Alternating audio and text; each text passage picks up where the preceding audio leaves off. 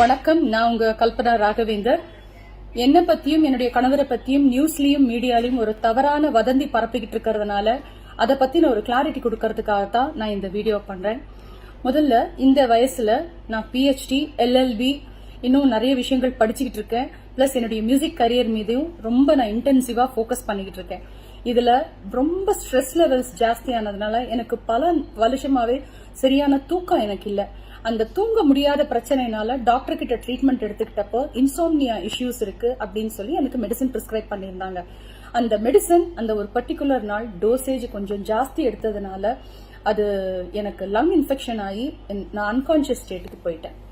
ஆனா இன்னைக்கு நான் உயிரோட திரும்பி வந்து உங்க எல்லார்கிட்டயும் நான் பேசுறேன்னா அதுக்கு ஒரே காரணம் என் கணவர் அன்னைக்கு எனக்காக பட்ட பாடுதான். என்னை காப்பாத்துறதுக்காக அவர் பட்ட கஷ்டம். ஏன்னா கரெக்டான டைம்ல, ஏன்னா அவர் வெளியூர்ல இருந்தாரப்போ என்னை காப்பாத்துறதுக்கு போலீஸோடைய ஹெல்ப் எடுத்துக்கிட்டு மீடியா எல்லாரும் வந்து மெடிக்கல் ஆம்புலன்ஸ் எல்லாம் அவர் கோஆர்டினேட் பண்ணதுனால கரெக்டான டைம்ல வந்து அவங்க என்னை காப்பாத்தி என்னை ரெஸ்கியூ பண்ணி ஹாஸ்பிட்டல் என்னை அட்மிட் பண்ணாங்க. அதனால நான் உயிர் தப்பிச்சேன். அதனால எந்த வதந்திகளையும் தயவு செஞ்சு நம்பாதீங்க. எனக்கு பர்சனல் இஷ்யூஸோ ப்ராப்ளம்ஸோ எதுவுமே கிடையாது.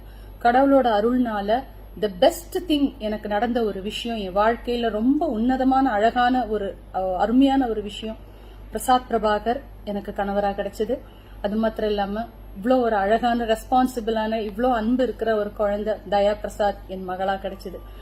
அதனால தயவு செஞ்சு தப்பான வதந்திகளை நம்பாதீங்க. எனக்கு எந்த பிரச்சனையும் இல்லை.